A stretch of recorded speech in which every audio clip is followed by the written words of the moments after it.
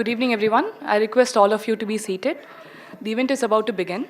I request all of you to kindly put your phones on silent mode. I invite Mr. Nandan Nilkai, Mr. Anand, and Mr. Arvind Dattar to the dais.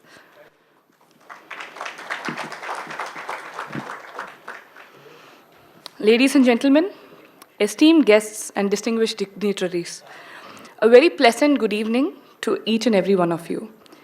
My name is Aishwarya. I'm an advocate and a member of Palkhivala Arbitration Center. I'll be your host for the evening. On behalf of the Palkhivala Foundation, I take great pleasure in welcoming all of you to the 43rd Palkhivala Memorial Lecture to be delivered by Mr. Nandan, Chairman and co-founder of Infosys and founding chairman of UIDAI Aadhaar. This evening, we embark on a journey of knowledge and enlightenment as we delve into the topic, India's digital transformation, a new path for economic growth. I request Mr. Arvind Dattar, Managing Trustee of the Palkhivala Foundation, to deliver the welcome address and introduce the chief guest for the day.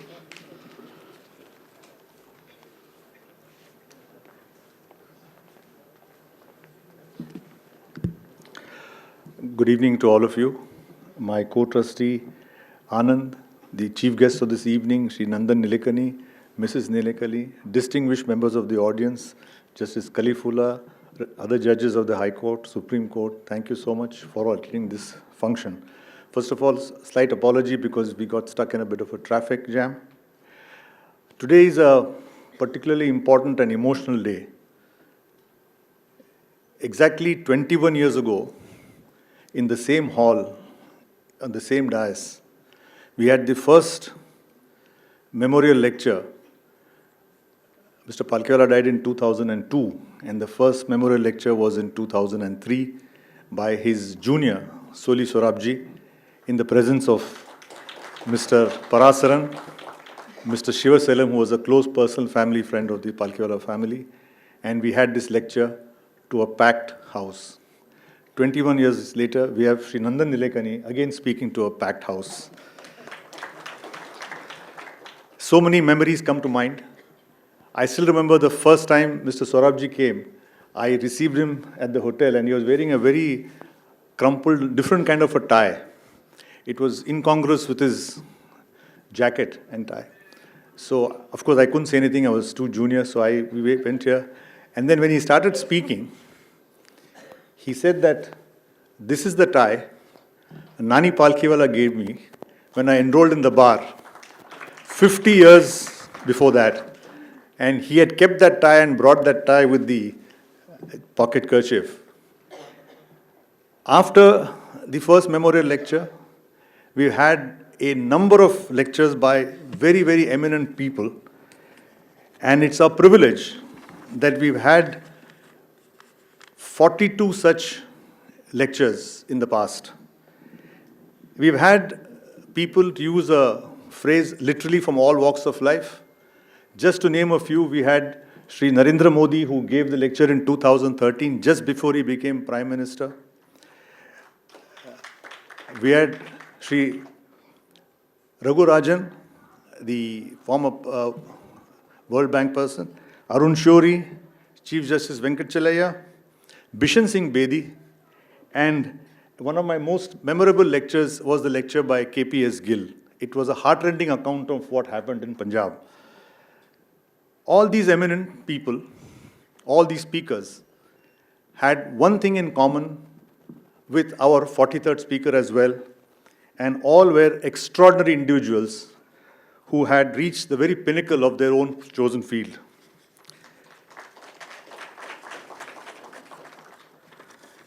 All these persons, to my mind, were living proof that excellence is never an accident, but must be relentlessly pursued. I'll now give a brief background of Sri Nilakani's achievements. In fact, I thought that if I keep speaking, we'll require one lecture for introducing Nandan Nilkai and one more lecture for his speech. So I'll just cut it short as briefly as I can. Use the phrase that our chief guest requires no introduction. Today, that is really true. But let me do my task. Shri Nilkai is the co-founder and chairman of Infosys Technologies Limited. He was the founding chairman of the Unique Identification Authority of India, the UIDAI, which is the basis for Aadhaar, and enjoyed the rank of a cabinet minister from 2009 to 2014. Nandan has co-founded and is the chairman of Ek Step Foundation, a not-for-profit effort to create a learner-centric, technology-based platform to improve literacy and numeracy for millions of children. In 2023 January, he was appointed as the co-chair of the G20 Task Force on Digital Public Infrastructure for Economic Transformation, Financial Inclusion and Development, a great honor for India as well. Sri Nilekani was born in Bangalore, now Bengaluru, and received his bachelor's degree from the IIT Bombay. Fortune magazine conferred him with Asia's Businessman of the Year award in 2003. In 2005, he received the prestigious Joseph Schumpeter Prize for Innovative Services in Economy, Economic Science and Politics. In 2006, he was awarded the Padma Bhushan. He was also named Businessman of the Year by Forbes Asia. Time magazine listed him as one of the 100 most influential people in the world in 2006 and 2009. Foreign Policy magazine listed him as one of the top 100 global thinkers in 2010. In 2014, he won the Economist Social and Economic Innovation Award for his leadership of India's unique identification initiative, that is the Aadhaar scheme. In 2017, he received the Lifetime Achievement Award from Ernst & Young CNBC TV18 and was conferred the India Business Leader Award for Outstanding Contribution to Indian Economy 2017. In same year, he also received the 22nd Nikkei Asia Prize for Economic and Business Innovation. He has been inducted as an international honorary member of the American Academy of Arts and Science 2019, Business Standard Annual Awards 2022, conferred him the Lifetime Achievement Awards. Apart from all these achievements, Sri Nilekani has authored 3 books. Imagining India, then co-authored with Mr. Viral Shah, Rebooting India, Realizing a Billion Aspirations. Sir, if I remember correctly, you had suggested 10 projects with 10 people and you said 100 men can change the world. I still remember that. And I liked his latest book with Tanuj Bhojwani, The Art of Bitfulness, Keeping Calm in a Digital World, which was released in January 2022. I'll recommend this particularly to the younger audience. This is the perfect book for digital detox. In a world where we are completely swamped by the mobile phone and our gadgets, this is a book which one has to read. So briefly put, the work that Sri Nilekani has done for financial inclusion, the scale and range of what we have done for financial inclusion, which is the envy of the world, a substantial part of the credit must go to Nandan Nilekani. I must thank Mrs. Rohini Nilekani for coming here and acceding our invitation. When I wrote to her, she immediately agreed to come. She is an outstanding achiever in her own right. She is one of the leading philanthropists of India and runs the RNP, which I think supports more than 100 civil society organizations and in diverse fields. One of the areas is Vidhi, Center for Legal Policy, where I'm also involved, where we do law and governance. She also supports various organizations, including Arghyam, which gives water and sanitation to over 100 cities in India. She has written a book called Samaj Bazaar Sarkar and champions the concept of societal thinking. Her theory is that government, civil society, and citizens, if they work together, they can solve the problems facing the country. On behalf of the Palkhivala Foundation, I welcome Sri Nilekani and Mrs. Rohini Nilekani to come to Chennai, and we are all looking forward to an excellent 43rd lecture on a topic which is most important today. I've also requested him to speak a bit about artificial intelligence and chat GPT also. Thank you. Thank you, sir. I request Mr. Arvind Datta to present a bouquet to Mr. Nandan as a token of appreciation on behalf of Palkhivala Foundation.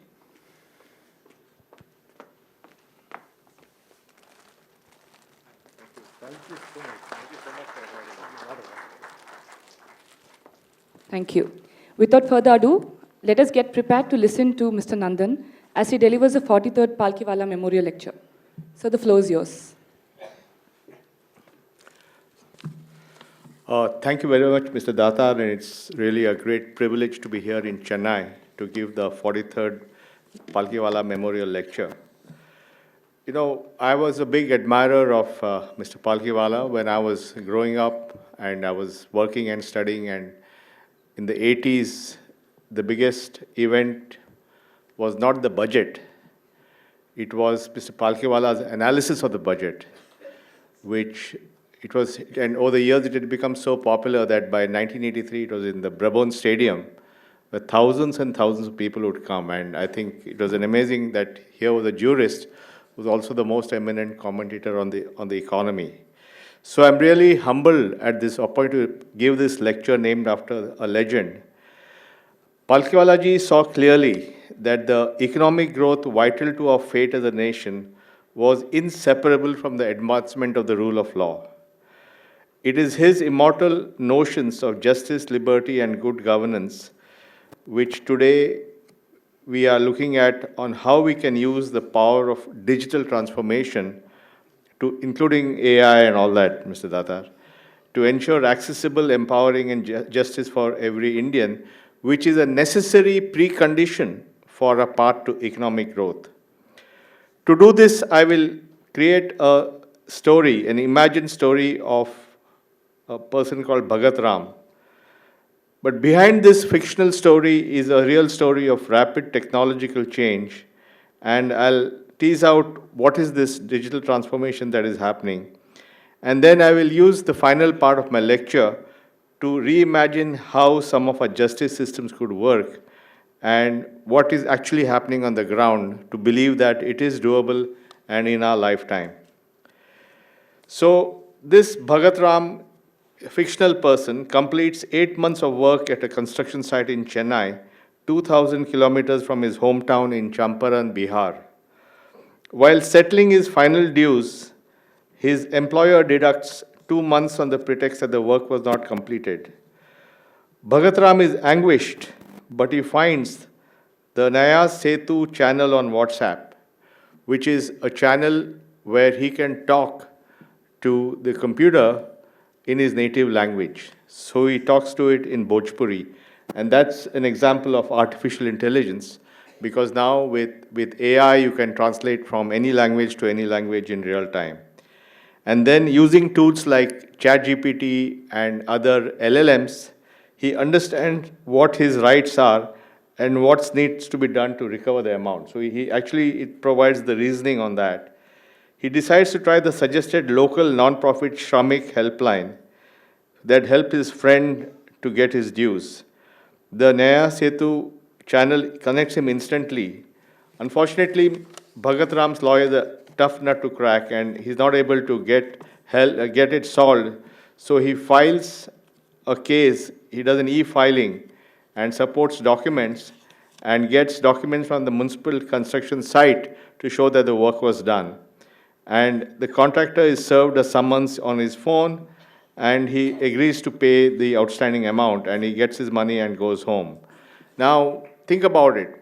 Here's a person who's probably illiterate. On his phone, in his native Bhojpuri, he gets advice on what can be done. He's able to file electronic, with the help of somebody, he can file something and actually get his money. This is not something for 2047 or something. It's something we can do in the next few years. And all the components of technology to make it happen are here and now. Now, looking back, if you remember, those of you who were there, 1991, India faced a balance of payment crisis. For those around, it was a rather desperate situation. India had the mortification of sending its gold to London, and we had to get loans from the IMF to get ourselves out. And at that time, the finance minister and his advisors took the courageous and necessary step of opening up the economy and unleashing our true potential.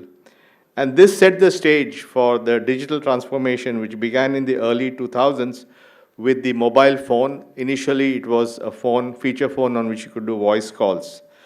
So this mobile revolution, fueled by liberalization, affordable handsets, and lower call rates, democratized communication, boosted economic growth, and laid the foundation for digital progress. The next step was to create an ID for every Indian, which is what led to the Aadhaar project. And the idea was to create a unique ID for every Indian. Now, why was this felt necessary? Sometime about 20 years back, two things happened in India which made an ID necessary.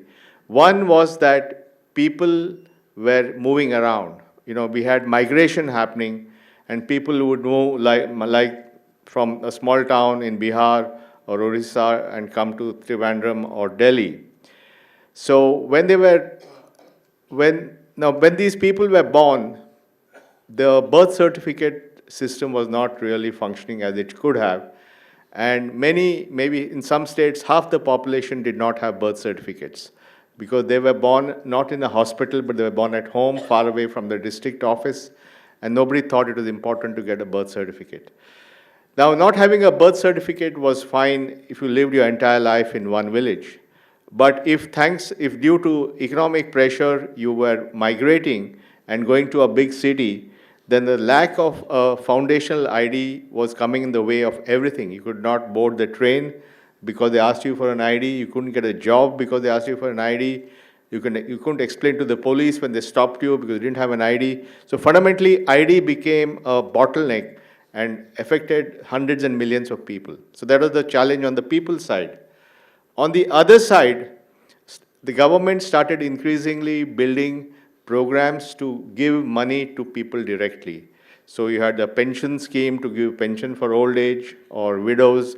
You had a scholarship scheme and so on and so forth. So as the government started putting more and more public expenditure on giving benefits to people, they realized that there was no easy way of identifying beneficiaries because they didn't have any kind of identity number or a card or something. And there was a lot of leakage happening, and there are some famous statements made about how the bulk of the money was not reaching the people. So there are two drivers of this ID. One was how to make a society more inclusive by making sure that everybody had an ID and could participate in economic and other activity. And the second was how to make government benefits more efficient by directly sending money, which required you to have an ID. Now, this was a program which was initiated in 2006 under the leadership of the late Mr. Pranab Mukherjee. The government in January of 2009 decided to set up this body called the Unique Identification Authority of India. In July of 2009, I got the offer to lead this body, so I moved from Bangalore to Delhi. I was commuting back and forth for about 4.5 years. And I actually had a very simple one-page sort of cabinet approval to give a unique ID to every Indian. That's all it said. How to do it and all was my problem. So since it was 2009 and it was a digital world, we took the liberty of saying, if we're going to give a unique ID, we will give a digital ID. So that was we are all technologists working on this project. So we said, if you're going to do it, might as well do it as a digital ID. Now, you'll be happy to know that today, Aadhaar covers 99% of India's adults. And 1.3 billion people have a digital ID. So the most ubiquitous and pervasive ID in the world. And every day, using either your fingerprint or your iris or a face authentication or OTP or whatever, authentications on Aadhaar every day are 8 crore authentications, 80 million authentications per day. So it's used all over the country for a variety of purposes, just to say Ashok is Ashok, Rafi is Rafi, or John is John. So this is a very important thing that happened. Now, what Aadhaar also did was it enabled something called eKYC, or Electronic Know Your Customer. Now, why is this important? Because over time, for getting any government service or to open a bank account or to get a mobile connection, you have to again prove who you are and provide some basic information like your name and address and so on. And it was very difficult for poor people to get access to a bank account or a mobile connection. What we did was Aadhaar eKYC was made as sufficient to get a mobile connection and sufficient to get a bank account. And two independent things happened, which then led to the penetration of bank accounts and mobile phones. On the bank account side, when Prime Minister Modi came in 2014, In 2015, they launched the Pradhan Mantri Jan Dhan Yojana program. It was a massive drive to open bank accounts for millions of people. And today, under that program, more than 500 million people got their bank accounts opened in the last 10 years. And that was using Aadhaar KYC, which made account opening as simple as 1 or 2 minutes instead of weeks or maybe never if they didn't have the Aadhaar KYC. So that happened on the banking side. So banking inclusion happened, and what would normally have taken 47 years took happened in 9 years. So that's what happened in that. And then at the same time, we linked the bank account to the Aadhaar and built a direct benefit transfer program which could electronically send money from the government or from any individual into the bank account without anybody touching the money. So the money went directly into the person's bank account. And then we built a nationwide system of business correspondents where you could withdraw your money using a small device called as a micro ATM. And today that does about 90 million transactions a month. So this essentially enabled the world's largest direct benefit transfer program. And during COVID, 18 crore people received Aadhaar-linked direct benefit transfer as immediate relief. In many countries who didn't have this infrastructure, the money was not sent or sent to the wrong people, or it was sent as a paper check that took months to reach.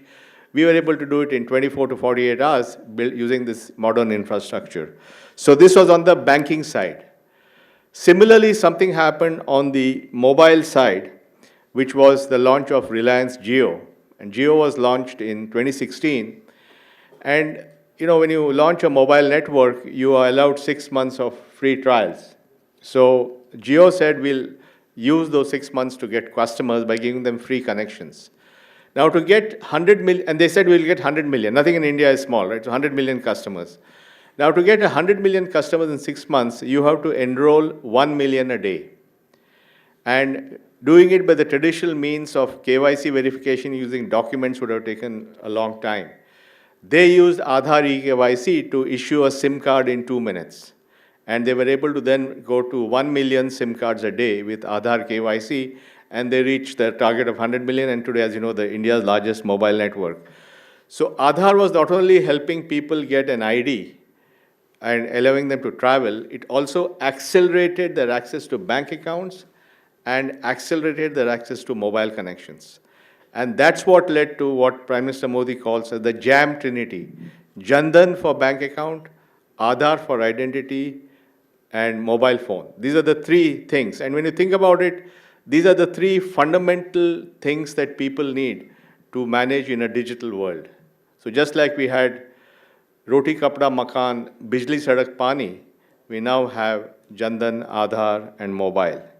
And this is something which happened in a big way. In 2016 also, UPI was launched. And I think all of you probably use UPI. Think about it, 2016 was the most transformational year in India for digital change.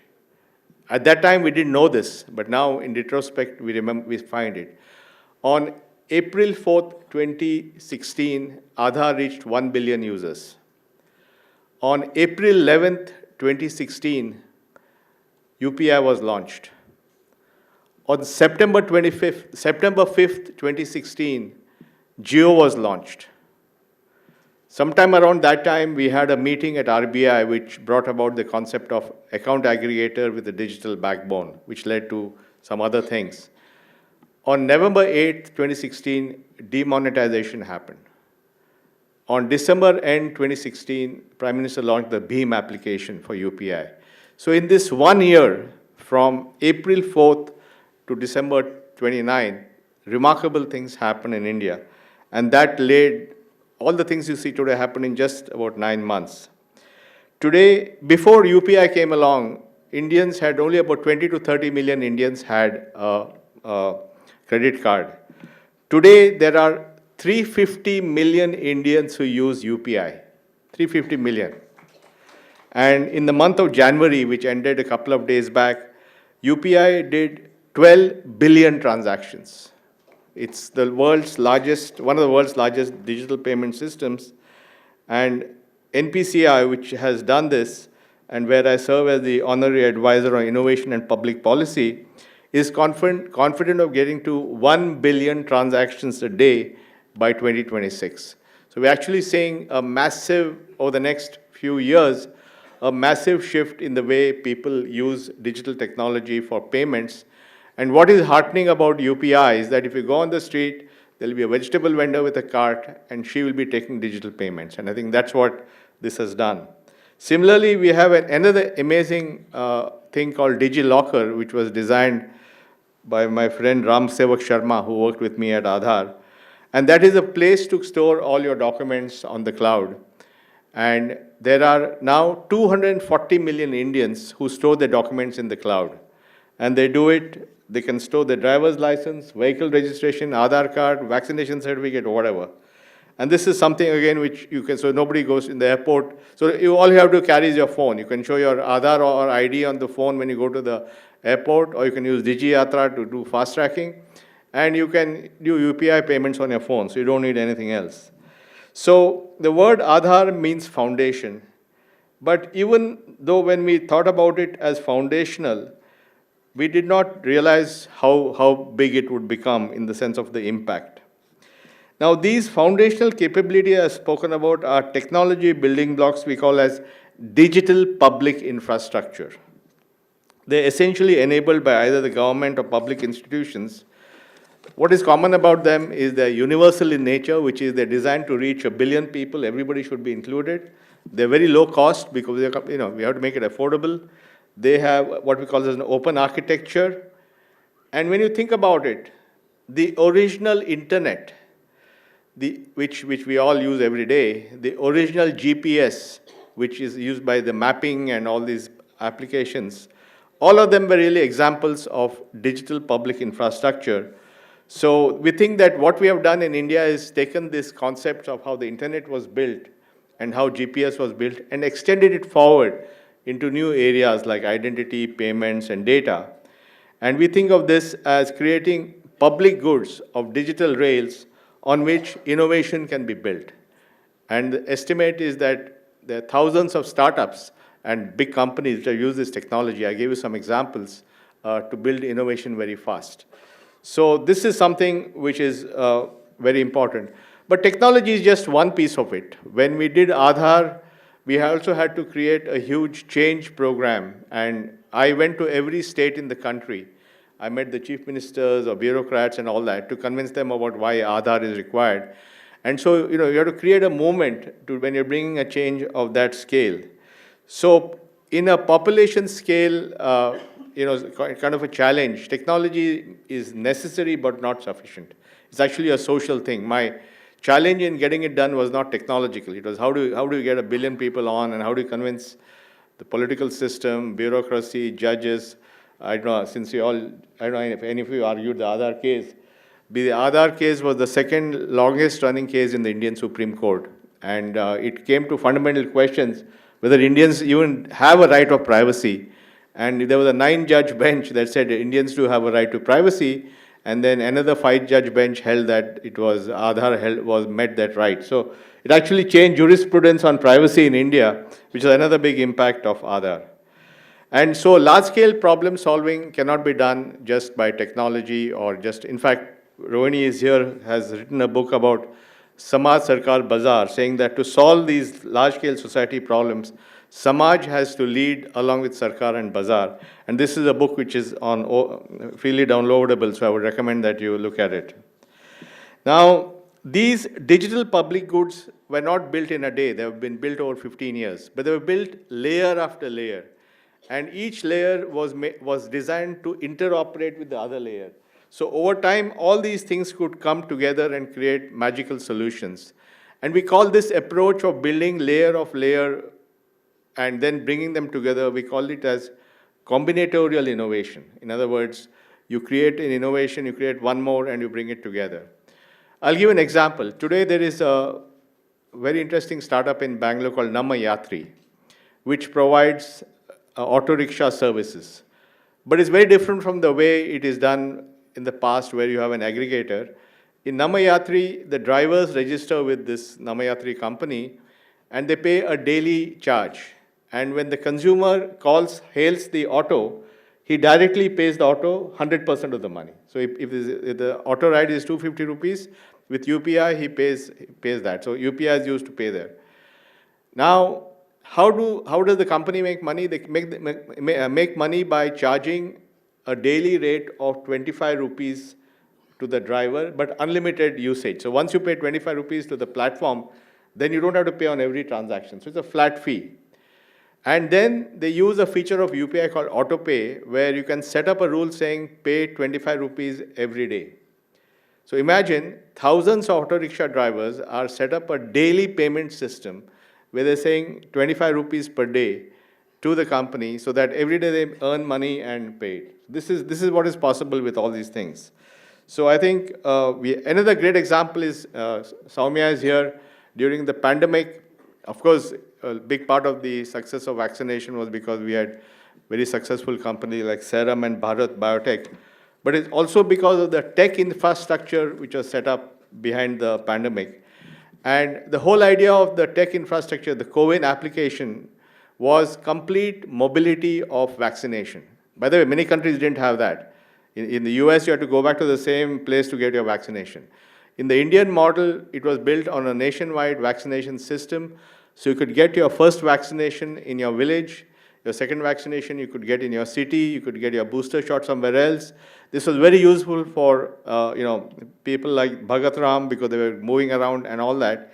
And as soon as you got vaccinated, instantly you got a vaccination certificate. In many countries, they wrote it down hand. Here you got a digital vaccination certificate, QR coded, came on your phone, went to your DigiLocker, and it transformed the way we did vaccination. So that's one example of that. Another example is what's happening in ONDC, or Open Network for Digital Commerce. The whole idea of this is how do we make commerce more inclusive? How do you make sure that the small supplier or the small retailer can participate in e-commerce? And ONDC essentially has a protocol where anybody can connect, anybody can buy from anyone, and anyone can have it delivered. And this is a whole new way of thinking about commerce, where we take payment, delivery, fulfillment, all unbundling it. And this is going to have a huge impact. Already this platform is doing millions of transactions a month.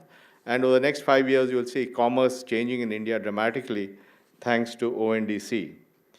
And then there's another thing, which is how do we create a system where people can use their own data to get ahead in life? And for that, another system is being set up called the Account Aggregator System, again conceived in 2016. And basically, it enables people to use their digital footprint, for example, to get access to credit. So let's say you're a small Kirana store, your data of what you have sold becomes the basis for getting access to credit. Or if you're a salaried person, the salary details which are there in your bank account, you can give to a lender to get a consumer loan. So this is something which will dramatically democratize credit to hundreds of Indians. And already under the AA system, 6,000 crores of loans have been distributed in the last couple of years. So you were talking about AI. So with the advent of AI, we can combine these things to create new issues, new things. I think I talked about language. Currently now, India will, in the next couple of years, will have the most sophisticated Indian language capability, all built on AI, all built on large language models for all the 22 major Indian languages. So you'll be able to convert speech to speech, speech to text, text to speech, all kinds of combinations. And it'll do it for Indian conditions for which the government has a program called Bhashini, which is the sort of the program for this. And it is going to be designed for the real conditions of India. So it'll have mixed language. You speak one word in Hindi, one in Telugu, one, how Indians speak. It'll handle all these real world issues. It's going to be very much India specific. And for example, now UPI has launched voice payments in Indian languages. You can speak in Hindi and say, send 500 rupees to somebody and you can implement that. And the good news for all of you in Chennai, that the most important and strategic work on language is being done in Chennai. And this is done by Professor Mitesh Khapra and his team at the AI for Bharat lab in IIT Madras. And he's doing some amazing work and building one of the world's largest Indian language databases to train AI models. So language will be a big use of AI in India. And that's something which is very important. So what is really happening in India is there's a new kind of grand bargain happening. The challenge with all developing societies is they have a small set of the formal economy, the people who speak English, the people who own cars, the people who travel abroad or pay taxes. I mean, so Datar knows that there are barely 30, 40 million people who pay taxes in India. There's only 4 or 5% of India pays taxes. The vast majority of people are in the informal economy. They're outside the system. And they're outside the system because being in the system, they don't see any particular rewards because they have to deal with bureaucracy, paperwork, corruption, and so on. So what we have done now is, with the digital grand bargain, if you join the system, first of all, it's easy to join the system because you can get an Aadhaar, a bank account, a mobile phone very easily. But also, once you're in the system, you have these digital footprints, digital trails, and then you can use the digital trails to get access to services, healthcare, credit. So suddenly, there is an incentive to join the system. And that is why we are seeing a massive formalization of India's economy. And today, the kind of buoyancy you're seeing in income tax and GST is because more and more people are saying it's worth it to join the system, maybe pay a bit of tax, because there's so many other benefits. And that's really what you're seeing happening. But all this is fine. But we cannot get to economic empowerment without justice empowerment. Because unless we are able to make sure that all these people get access to justice easily, you're not really, because they're going to be, when you scale up to billions of transactions, there are going to be millions of disputes and for small amounts. And you will not be able to solve it in the traditional way. So we have to find a way to provide, one is the scale, which is billion people transacting, getting loans, paying this, that. And second, small value. And how do we do that? We can't do it in the traditional way. We have to reimagine this whole thing. And therefore, we have to make sure that we bring all this together very differently. The first thing is it has to be personalized. And this is where AI will come in. Because think about it. The first interface was using keyboards, right? We first got our computers with keyboards. No, but the keyboard assumes that you're literate, that you know language, maybe English, and you can, type it in English, and later on there were, of course, Indic language keyboards. But it fundamentally assumes that you're literate enough to type in English. The next big leap in interface was touch screens. What the smartphone did was it taught people that they didn't have to key it in, and they could just touch the screen or do a swipe. Now, that itself liberated a lot of people. Because now we have people, I know many people who are not educated. There are cooks who go on their phones, use the touch screen, go to YouTube, and figure out how to make a new dish. There are innovations happening. So that's because they can touch the screen and do it. But imagine if you can speak to the computer, and you can speak to the computer in a language of your choice. And if that computer can give you an answer which is very relevant to what you're doing. It can provide you expertise of different kinds, and it can reason with you and help you through your difficulties to get to something. And that's what AI will do. That's what these ChatGPT things will do. They'll allow you to do that.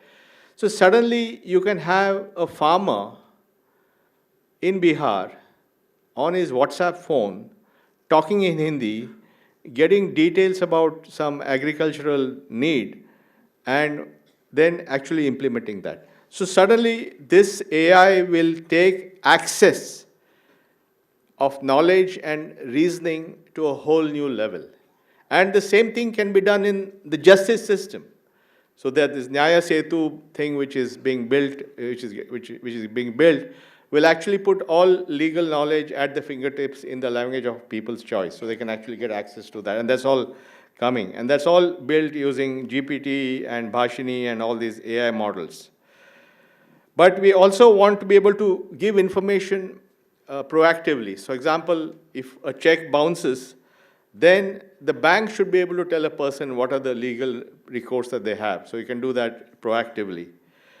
And then you can also connect all these systems together so that if they want access to a lawyer or a legal aid authority or whatever, all that can be all connected. And we believe that if we do this well, access to payments, access to legal services can be as simple as access to payments. Think about it. If I told you in 2015 that there'll be 350 million people doing payments with just showing some QR code, you say impossible, but it happened, right?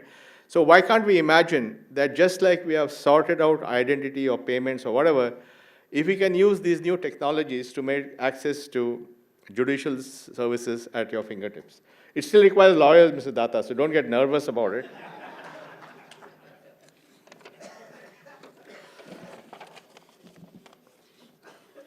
Also because there's lots of data that is going to be there. Now, fine, so how do we do this, right? I mean, it looks such a daunting task.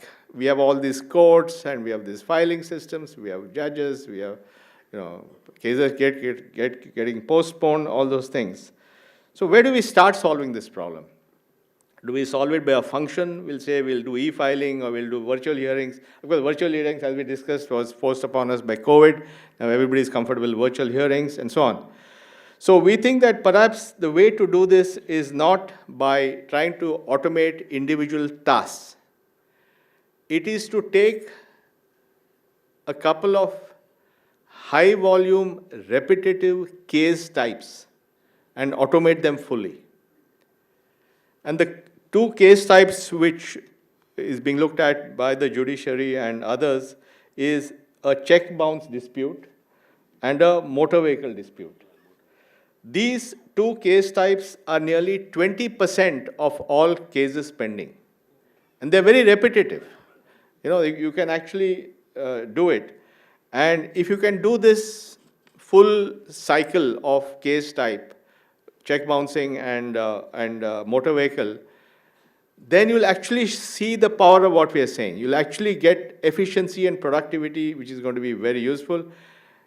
And lawyers won't mind that, right, Mr. Tata? Yeah, so there's no issue there. So we're taking these two case types and we're going to make it thing. And this can actually be rolled out in a couple of high courts. And then, of course, once you prove it, it can be replicated. So that's one way to do this.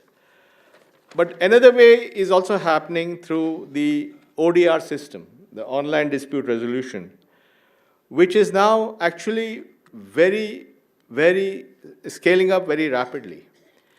And the ODR system, again, comes out of the fact that this new world we live in, the number of disputes are going to scale up dramatically. Again, can't be solved in a normal way. And many of the use cases are for unsecured loans. So most of the banking system is using unsecured loans. Today, India has built the world's largest ODR ecosystem. There are 110 enterprises, including 16 in the banking and financial sector alone, who have embraced ODR. And over 10 states are doing online lok adalats using the ODR thinking. And 70 million disputes, they're all smaller disputes, have gone online in the past 5 years. Imagine 70 million disputes. The resolution rate is about 15%, but it's slowly increasing as they get more efficient. And there are more than 20 startups in the ecosystem which are providing ODR. So even as we talk, even as we are doing a regular stuff, there's another system which is evolving, which is showing the way on how we can solve high volume cases. And there obviously will be multiple providers you can choose, and all the other digital public infrastructure, Aadhaar, UPI, this, that, everything can be connected to this so that you can do it very quickly. And this is, so the combination of using the ODR system to take on these new, smaller cases, especially financial disputes, and the regular judicial and legal system taking on two case types. Just take two of them. Just take check bouncing and motor vehicle. We can start solving this on both sides and showing the people what is possible. And now, because of this technology, we now have many legal and justice solution startups, Legality, Sign Desk, Spot Draft, Civis, and they're providing this in areas like contract automation, legal practice support, case management, and public consultation. I'll give an example. There's a Gurgaon-based startup called Lawyered, which has come to the aid of truck drivers. Now, truck drivers are a very important part of the economy. They may move the goods, and entirely we depend on their logistics. So using all these tools like Aadhaar, Challan API, you can get the Challan vehicle registration you can get from somewhere. Lawyered has built a system that can connect the driver to a lawyer within 50 kilometers of the incident site and help him resolve any road issues. Last year, in an accident outside Pune, the truck driver would have been seriously hurt had it not been for using this network and finding a local lawyer who could mediate the conflict in Marathi. So this is all happening. So these guys are actually solving these kind of things. And since 2017, the non-profit Agami has been creating a whole network of entrepreneurs, technologists, lawyers, judges to bring all this together. And this is something which is actually making a difference. Now, in his seminal book, We the People, Palkhivala ji famously said, we keep tackling 50-year problems with 5-year plans, staffed by 2-year officials, working with 1-year appropriations, fondly hoping that somehow the laws of economics will be suspended because we are Indians. So Palkhivala ji said this, and it was very true. And that's how it is. But as we think about it, if we really do strategic thinking with a much more longer-term focus, we can make a change. Sometime 14 years back, I headed a committee that designed how we should do electronic tolling on our highways. We came out with a system which became FASTag. Today, that does 2 billion transactions a year. And when you go on the highways, you just zip through and it automatically. So it takes time. These kind of reforms which are structural, which are systemic, which involve large scale, but they take time. So we need to think long term, we need to think strategically. But we can see it happening. So it's not that it's not a pipe dream, it's happening. And if we can do it in every field, why not in the judicial field? And why not do it in a way that's very thoughtful about it and really do a huge thing for our people? And that's how the ODR happened. I remember in 2019, there was a ODR meeting where we had lawyers, judges, Justice Chandrachud was there. And then this ODR idea took off, and now it's touching millions of transactions. So we're seeing it happening even in the judicial system. But this requires all of us to work together. It can't be solved by it needs Samaj Bazaar Sarkar. So Palkhivala ji, in his piece titled The Task Before a Free People, he wrote this shortly after the 1977 election and the end of emergency, and he was closely involved, wrote that economic progress comes from unlocking the latent potential of every citizen. He said, when we are thinking about policies, we must apply the acid test. How far will it bend the talent, energy, and time of a people to fruitful ends? He wrote this in 1977, before the internet, before the PC, before the phone, before the smartphone. He wrote it before India builds this digital infrastructure that we talk about. But today, 50 years later, what he talked about can actually be done. We have the tools to make sure that every Indian, his aspirations can be met by removing friction in his life and then letting him go for the moon in terms of what he wants to do. And therefore, I think the experience of justice for every Indian is possible. We can do it in a sustainable way, and we can fulfill Mr. Palkhiwala's dream. Thank you very much. Thank you so much, sir, for that insightful lecture. It goes without saying that your speech truly inspired all of us and also made each of us feel proud of what we as a nation in just a matter of 9 months could achieve, which has pretty much led India's digital transformation. And I truly thank you for providing workable models and ideas for channeling our digital might to pioneer another development and transformation for justice empowerment through ideas like ODR and automation. Thank you so much, sir. As we proceed, I would like to draw your attention to the Palkhivala Foundation First Oratorical Competition 2024, which was recently conducted by the Palkhivala Foundation. To shed light on its conduct, I invite Dr. J. Durga Lakshmi, Registrar of Nani Palkhivala Arbitration Center, to provide us with some inputs. Good evening. Palkhivala Foundation organized its first oratorical competition for college students on the topic Digitalization of the Economy, Boon or Bane, with the aim to foster critical thinking and discussion regarding the impact of digitalization on the economy. The competition was held on January 20, 2024 at the Palkhivala Foundation office in Chennai. Each of the 16 participants was given 6 minutes to express their thoughts. The result was the presentation of diverse perspectives on the topic delivered with passion and conviction. The panel of judges comprised of Mr. R. Murari, Advisory Board Member of Palkhivala Arbitration Center and Senior Advocate of the Madras High Court, Mr. K. Balaji, Director of the Nani Palkhivala Arbitration Center and Trustee of the Palkhivala Foundation, Mr. Karthik Krishna, Founder and CEO of Just Act. The competition provided a platform for insightful discussions on the multifaceted impact of digitalization on the economy. On a remarkable note, Mahakavi Bharati, Subramanya Bharati's vision of female participation was evident with the commendable representation of female participants to the competition.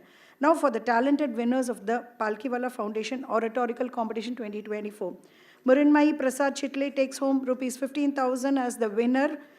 Ms. Arushi secures rupees 10,000 as the first runner-up, and Ms. Madhurima S. Rudra earns 7,500 as the second runner-up. Congratulations to all the participants and accomplished speakers. Thank you. Thank you, ma'am. Now it is time to recognize the talent and dedication of the winners of the Palkhivala Foundation Oratorical Competition. I invite Mr. Nandan Nilkai and Mrs. Rohini Nilkai to present certificates to these bright minds. Ms. Mrinmayi Prasad Chitale of ILS Law College, Pune, is a winner of the oratorical competition. I request Mrinmayi to come on stage to collect her certificate.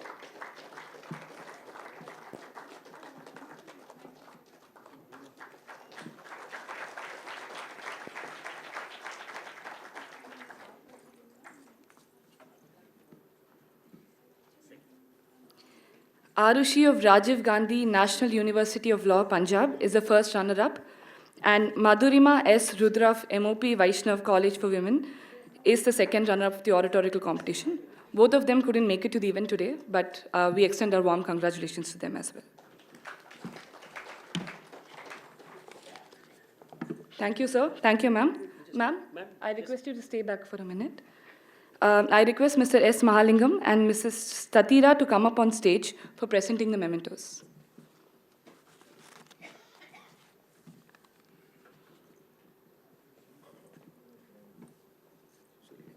Mahalingam for Nandan, Statira for announcement. Yeah. I request Mr. S. Mahalingam, Governing Council member of the Palkhivala Foundation, to present a memento to Mr. Nandan Nilkai.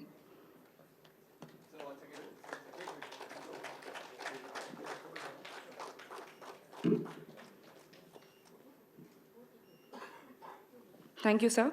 I request Ms. Tatira Ranina, Trustee, Palkhivala Foundation, to present a memento to Mrs. Rohini Nilkai.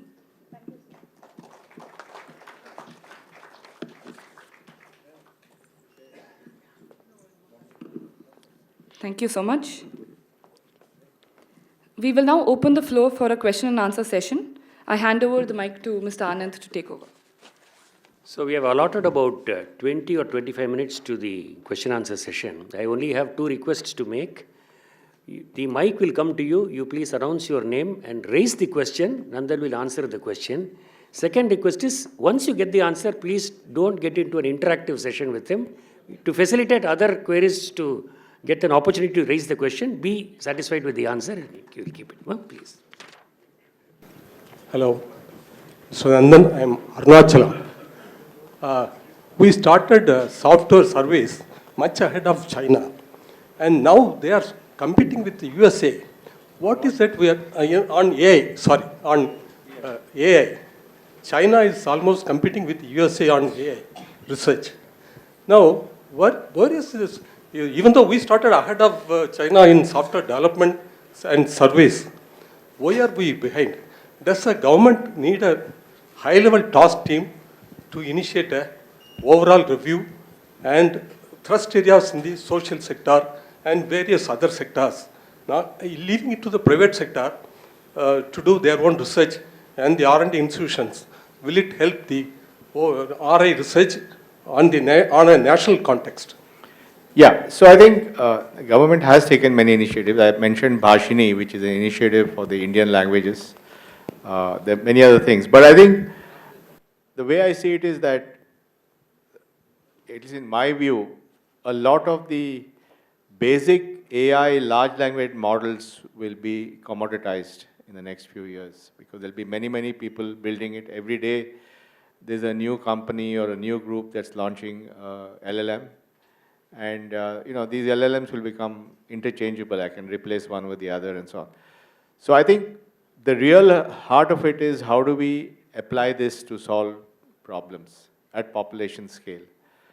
And I think because India has already invested in building the digital public infrastructure, we can now build on top of that, like I gave the examples, where we can rapidly deliver for 1 billion people AI-led services. So if you have AI-led language, you can get anyone to talk to and get any information they want. If you can connect all the knowledge you can have expertise at your fingertips, like, say, farmers. And AI can also play a big role in learning. And in fact, work again is happening in Tamil Nadu on how to apply AI to improve the learning of children so that they can read or write better. So I think India will become the use case capital of the world for AI. So, and we don't need to necessarily, we have to build every model from scratch. Those models will be available. So I think the strategy would be to take whatever is there and apply it quickly. Because finally, AI is like electricity. It's going to be everywhere. Everything is going to have AI in it. So it's really how we use it and change our societies and improve things. That's where the action is. And that will definitely happen in India in a big way.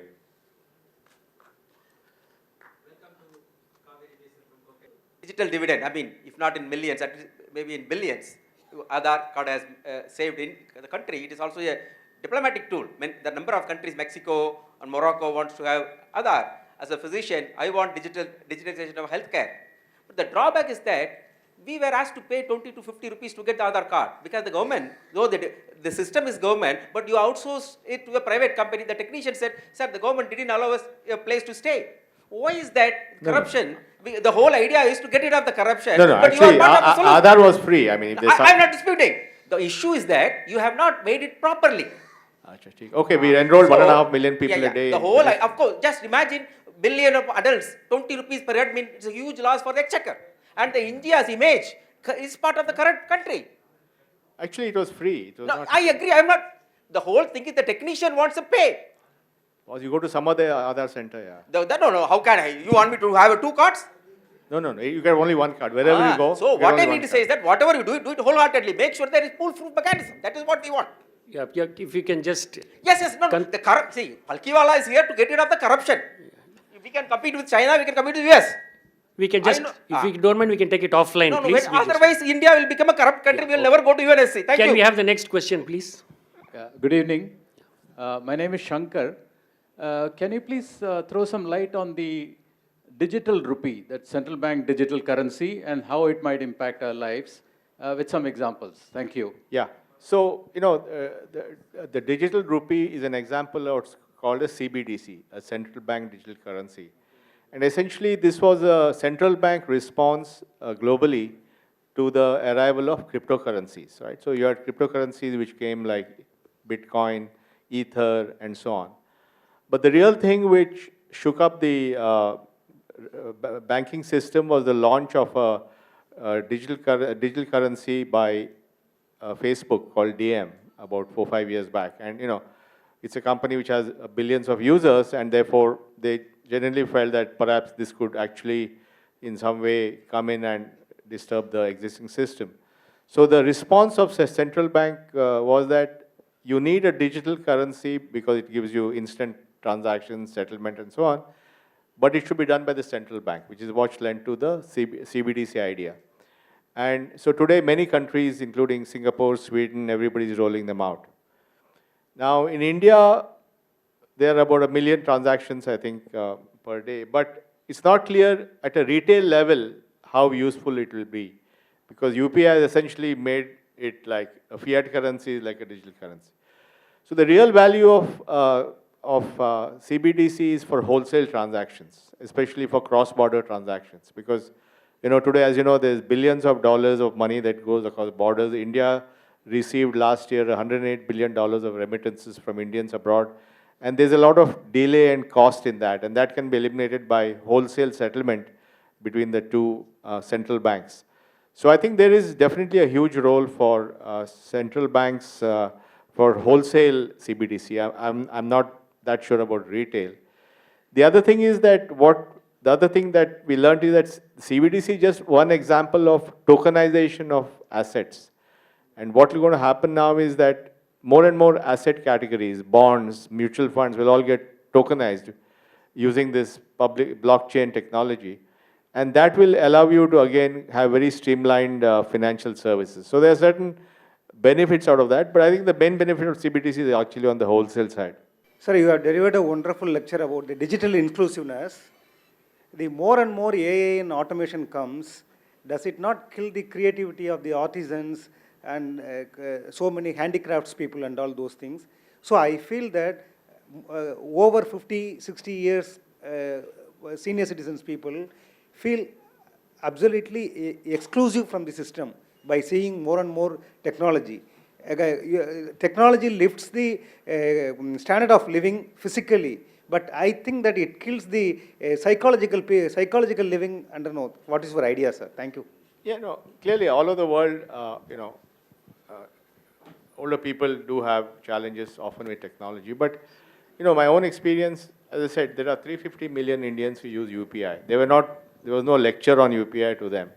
There was no class, many of them, but they saw the power. I mean, why would a vegetable vendor on the street, pushing a cart, use UPI? But one, it's productive. She's able to get the payment instantly. Two, it's safe, because in the old model, she was collecting cash on the thing, and by evening she had a lot of cash, and somebody could come and steal it from her. Now the money is in the bank account. So they have embraced this. So I feel, and many of them are, older people too. So I think if you're able to deliver something simply, easily, conveniently, low cost, they'll take to it. And that's been an experience over and over again. In many ways, I mean, I met this guy who is the CEO of of a company, and during the COVID, he wanted to give money to his maid. So he wanted to give cash. He said, why don't you use UPI? So the maid is telling the CEO that you should use UPI. So that's what is happening in India. Good evening, sir. I'm Durai. Why Aadhaar is not linked with voter's ID card? Well, that's a slightly, you have to think carefully about this.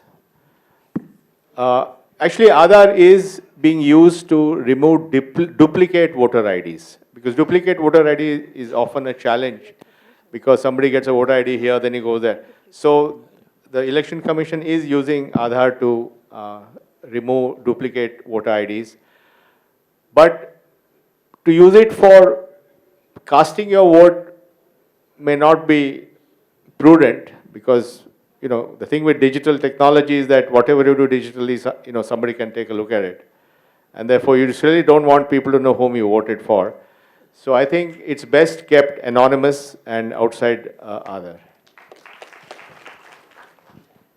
Good evening, sir. I'm Hanisha. I'm an advocate. So my question to you is, recently there was an alleged incident of gang rape in the metaverse in UK. So my question to you is, already the law enforcement agencies are tackling with a lot of physical crimes. Though in the metaverse, though the girl who got, her avatar got gang raped, though she did not suffer physically, but because of the immersive reality, she had to undergo the same mental pain which you would actually go through, in the normal real world. So already given the task of law enforcement agencies having a lot of backlog cases, should these virtual crimes also, how are we going to tackle these virtual crimes, and how are law enforcement agencies going to adopt to this new frontier, is my question, sir. No, I think it's a very good point. And I think it's a larger question, right? That is, you want the system to focus on more and more egregious examples of crime and so on. And in fact, most of what I'm saying is actually that too, that if we can take these high volume things and take them out through these ODR or through, taking these 20% of cases out, you actually, then the entire justice system can now focus on the more important topics. And similarly, I think the same can be done for digital crimes. Excuse me. Yeah. My name is Ramesh. I don't know if it's a naive question. Just like to know, they say that Sanskrit is the perfect language. Does it have a role in driving AI capabilities, which would be perhaps unique to India? Well, certainly people say that Sanskrit is a very structured language and therefore much more computer designed in some sense. But the way this new AI is evolving, which is, what's called as large language models, and then you have things that can chat on them, which is the chat GPT kind of thing, they really are not language specific. They just amass a lot of data, and they use stochastic methods to predict what will come next.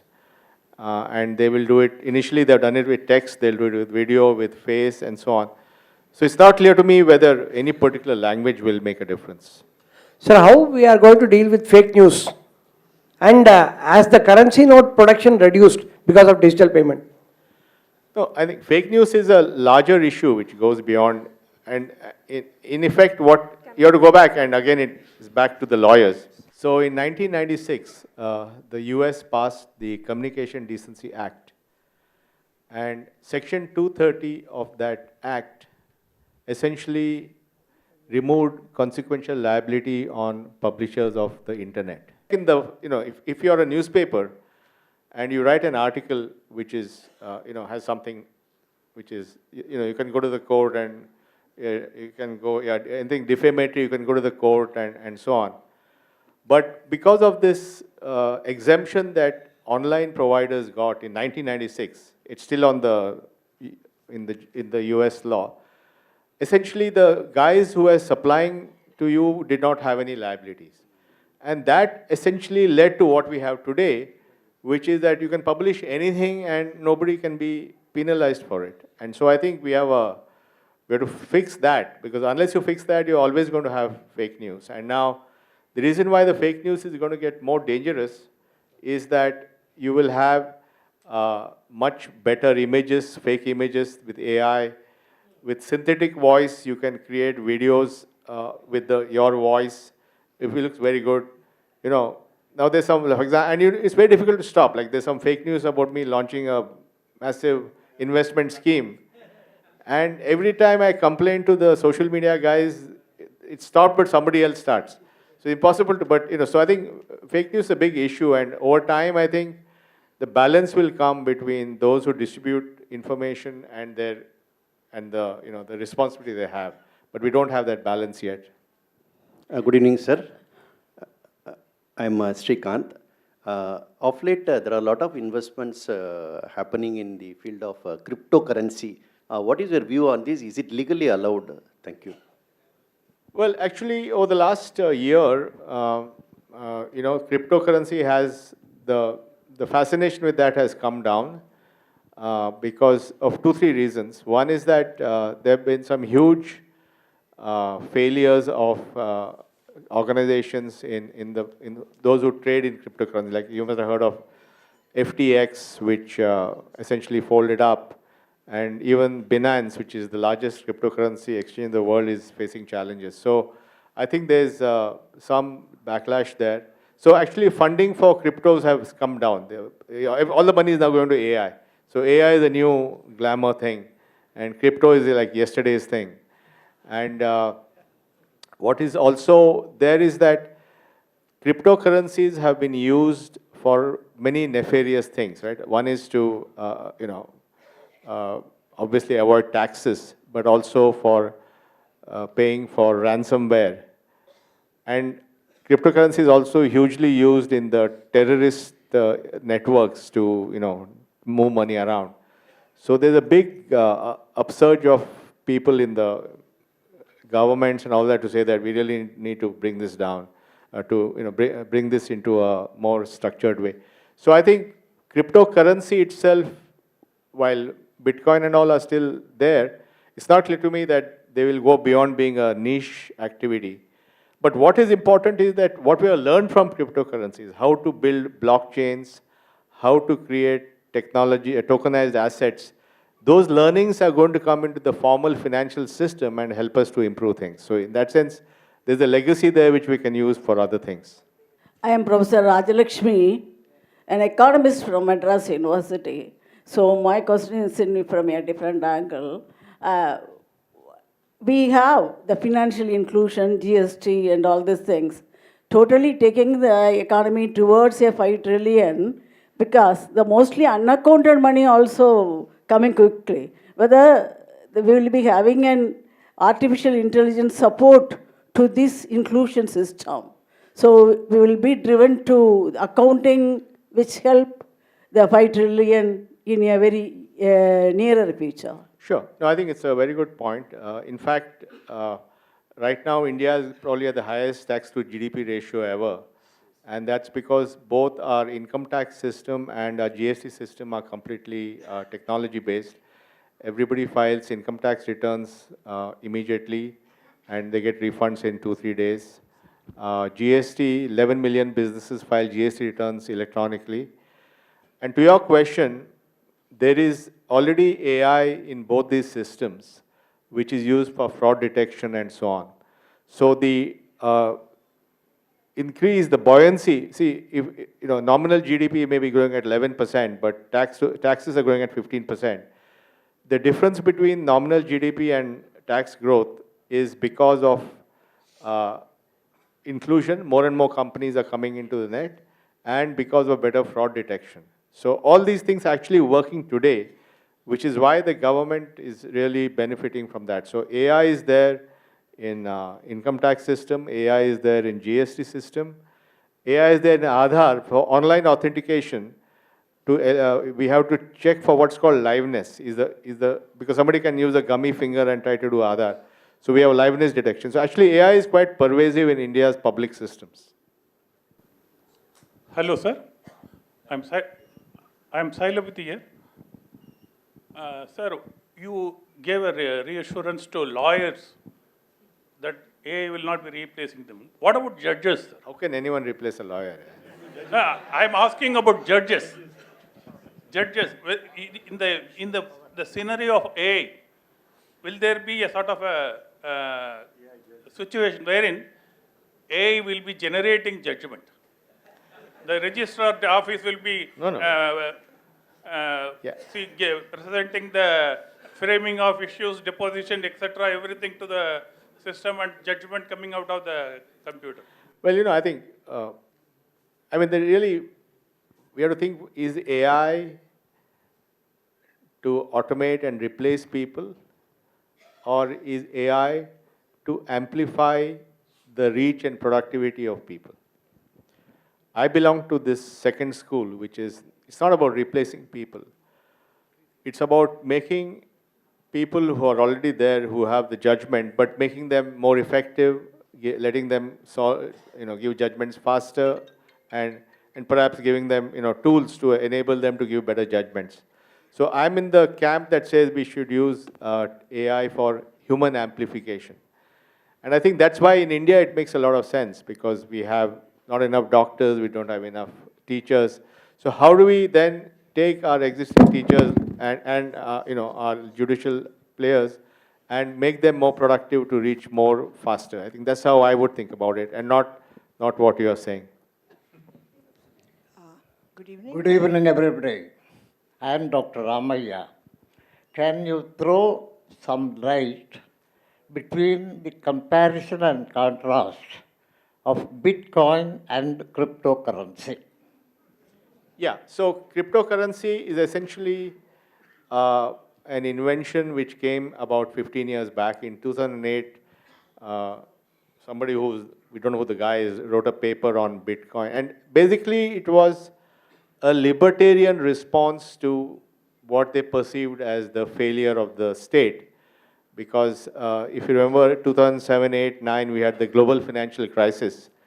And a lot of people lost faith in this formal system, and it took us many years globally to come out of that. So these people who have always been against the huge hand of the government said we should have a way to have money without government. And that's what led to these cryptocurrencies. It began with this thing called Bitcoin, and Bitcoin is still the biggest cryptocurrencies. But then, using the underlying technology, many people launched cryptocurrencies. The most famous is Ether, which was launched on a programmable sort of way with Ethereum. And now we have thousands of cryptocurrencies, but they are not really, they're still a niche thing. I mean, the total value of cryptocurrency in the world is about 1.5 trillion, which is very small compared to the size of the world economy. So they are there. They are used, as I said, for tax evasion, ransomware, and terrorism. So that's been the area where they get used a lot. And therefore, generally, people are trying to see how to bring more regulation in that area. So I think it's there, but it's not going to change our world. Good evening, I'm Geeta Manichanda. Dr. Howard Gardner gave us a theory of multiple intelligences and 5 minds for the future many years ago. Thank you for enlightening a not very tech-savvy person like me about the digital intelligence, digital mind, and artificial intelligence. So what's next, please? Thank you. What's next for the world, or where? For the world. Yeah. Well, I wish I knew, but certainly I think AI is what people call as a general purpose technology. And, they talked about electricity the same way, right? So electricity was invented, maybe 1880, 1890, Edison and all that, Tesla and all those guys. And then it took many, many years. It changed our society. It changed the way today we have electric cars, or the way we use the devices and so on. So I think this AI is actually a big thing, and over the next decade or two, it's going to fundamentally transform business, entertainment, society, and so on. So I think that absorption is happening, and then of course the big elephant in the room is what's happening on the climate side, and how quickly the world will not only migrate to a net zero world where our sources of energy are going to be, not creating carbon. And all this has to happen very quickly before the earth becomes very hot. And we know the whole climate is a big issue. And then of course health, Soumya saw nothing here. And how do we deal with health challenges around the world? How do we deal with potentially more pandemics? I think all those things have to be thought about. I mean, there are many things to worry about. My name is Tamil. Just I want to ask about the Paytm issue happening last 2 days. And everybody acknowledges Jio for the mobile penetration or data penetration in India. Same way, UPI penetration, Paytm has contributed, I think, and they innovated like that speaker, small speaker which says the transaction amount and everything. And what is happening in Paytm, and even though last 2 days the person is having money, but he is not able to transact because of that VPI ID. Okay, Paytm or that VPI ID linked with that UPI. So how to, in future, how this will be solved, or because common man may not aware how to change the VPI ID or those things. Can you elaborate more on? Well, it's a specific issue of a specific company and the Reserve Bank, so I don't really think I can comment on it. But in some sense, the UPI architecture actually is designed to make payments more resilient. For example, when there was a huge challenge with Yes Bank, they had to very rapidly move all the accounts out of Yes Bank and so on, and that was done. So because of the UPI architecture, which allows multiple banks to participate, and there maybe 1,000 banks who participate in UPI, and because the UPI application can be given through any provider, you can have PhonePe, Paytm, Google Pay, so many companies are Beam.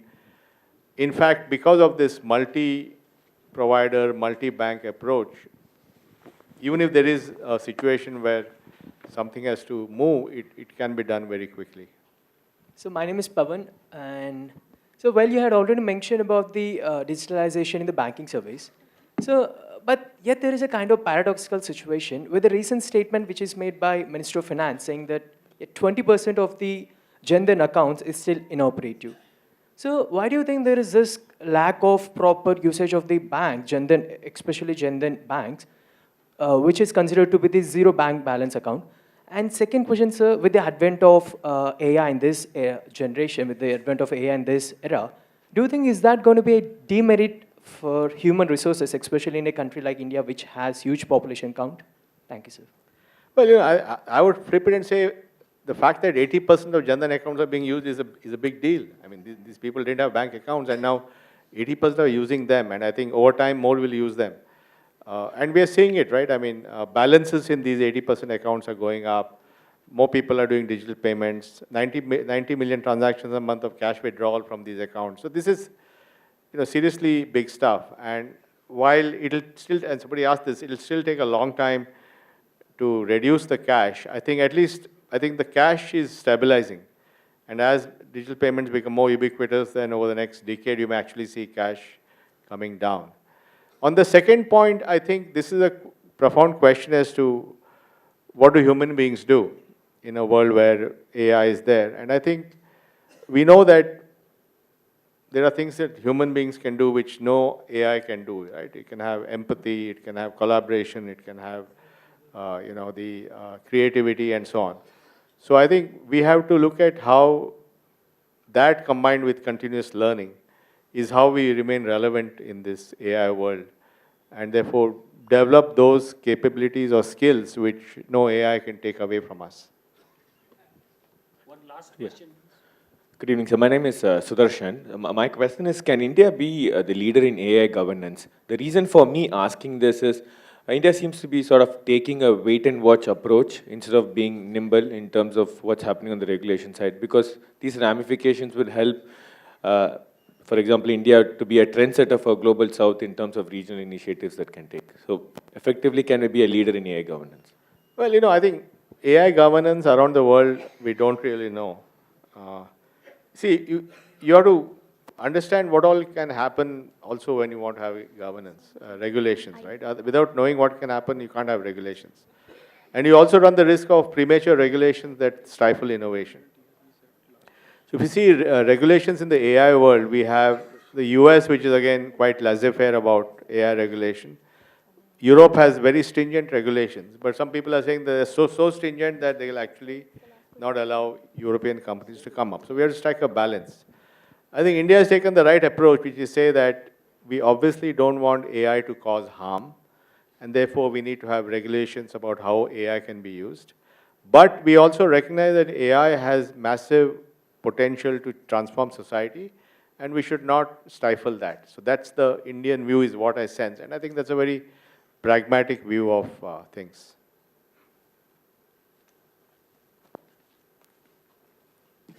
Thank you, everyone. I request Mr. R. Anand, trustee of the Palkhivala Foundation, to deliver concluding remarks and propose a vote of thanks. Thank you. Ladies and gentlemen, it gives me great pleasure to give the concluding remarks and the vote of thanks at the end of the 43rd Nani Palkhivala Memorial Lecture. I distinctly remember that last year around the same time, I think it was the 19th of January, when we had the 42nd Nani Palkhivala Memorial Lecture, my fellow trustee at that point of time and now the governing council member, Ranganathan, made a passionate plea that we need to get more students to be part of the audience for our lectures. I'm very happy to report that today we have an excellent blend of experience and youth present here, largely because of the presence of Mr. Nandan Nilkai and the subject, which is so topical, so futuristic, that it has attracted a lot of attention from the young audience present here. In fact, the hall is really packed, as Arvind Datta rightly said. It gives us tremendous pleasure to see this type of response to the subject and the speaker. Now, And what does it mean to the youngsters here? And what I was just thinking, just a few days back, 4 youngsters actually took the world of sport by storm last Sunday. Tom Hartley, Oli Pope, Jay Sinner, and Shamar Joseph in India and Australia respectively literally rewrote the record books as far as how youngsters can perform miracles in the area of sports. Today, if 4 or 5 youngsters can be the next Nandan Nilkai, we would have achieved the objective of the Palkhivala Foundation. Now, how did we get Nandan Nilkai? I must give you a very open secret. Usually the trustees meet around September and October to decide the next speaker for January and February. And our process is very stringent. It's a very laborious process. We shortlist about 3 names, and then there's a complete diligence on each of the names, and finally we select one name. It goes on for 2-3 hours, and somehow Arvind Datar manages the 2-3 hours to select the speaker. Now, this time what happened in September, I distinctly remember it was a Sunday, it was a Zoom call. It was 8 o'clock in the night, and typically Datar said we should have 3 names, so let's get the 3 names out and then we'll select one. So I said there are 3 names for the next Palkhivala Memorial Lecture. Who are the 3 names? He said, Nandan Nilkai, Nandan Nilkai, and Nandan Nilkai. Those are the 3 names. So the next problem that we had on hand was, how do we get him? And this is where Datar remained completely silent in the meeting. And he didn't open his mouth. I said, somehow you have to reach him. It's very difficult to reach him. He said, give me 2-3 days time. And I'm sure Monday, Tuesday, he had 23 items listed in the Supreme Court. But somehow he managed time. He wrote to Nandan Nilkai in September, got his confirmation for February 2nd in September itself. So that is the interest that he took and the way he went about his multitasking job to get the speaker and the subject. So this is how we got Nandan Nilkai today. Thank you very much, sir, for being part of the Palkhivala Foundation activities. And Rohini Nilkai, we are extremely happy that you accompanied him and came all the way to distribute the prize to the deserving winners of the oratorical contest. I am not going to make any summary of his speech. This is a treatise by itself. It's recorded. So all of you have enough points to ponder over. I'm just only taking 2 points. To me, they were very telling statements. Artificial intelligence is only to improve productivity and not to replace human beings. Most important point. Second, the new grand bargaining in the context of digital transformation is happening in India. So these 2 statements are really subjects for the students present here for the next oratorical contest that we are going to really position ourselves for the future. There are loads of information in today's talk of Nandan. I'm sure we'll have to go through it again and again to familiarize ourselves with what is going to be in store for the future. That is how this subject will continue to evince a lot of interest because the way it is positioning itself for the future itself. So thank you very much, sir, once again, and may I request all of you to give a big round of applause to him, please. Now, no event like this can happen without the support of a lot of people who have worked tirelessly behind the scene for the last 3.5-4 months. First and foremost, I must compliment J. Durga Lakshmi and her team of people who relentlessly worked to get this together. Usually, I make 500 calls per day to follow up a few times what has happened. This time, I was at the receiving end of 300 calls from her. So she was really on top of every issue. She ensured that there was no stone unturned as far as the logistics are concerned.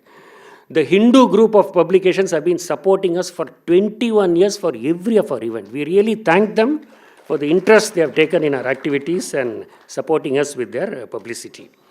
And Mr. Guru and his team for taking care of the video, audio, recording, online and all the related aspects.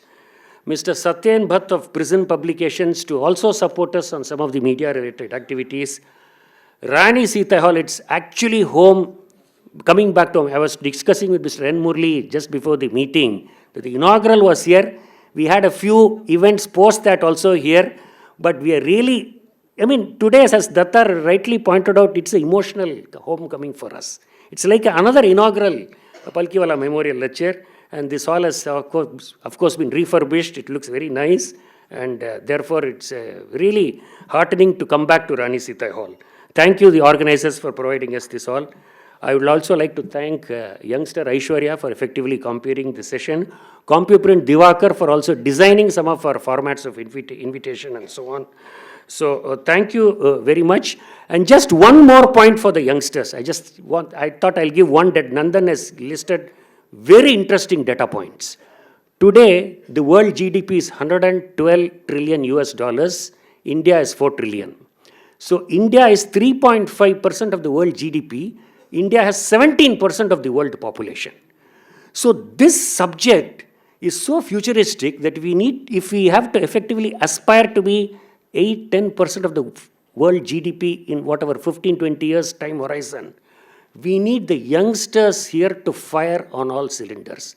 And this is the best subject they can take to make India a powerful economic force in the future. Thank you, ladies and gentlemen.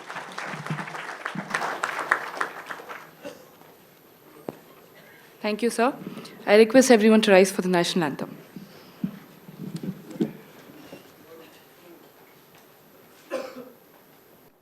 Jana Gana मन अधिनायक जय हे भारत भाग्य विधाता पंजाब सिंध गुजरात मराठा द्राविड उत्कल बंगा विंध्य हिमाचल यमुना गंगा उज्जल जलधि तरंगा तव शुभ नामे जागे तव शुभ आशीष मांगे गाहे तव जय गाथा जन गण मंगलदायक जय हे भारत भाग्य विधाता जय हे जय हे जय हे जय जय जय जय हे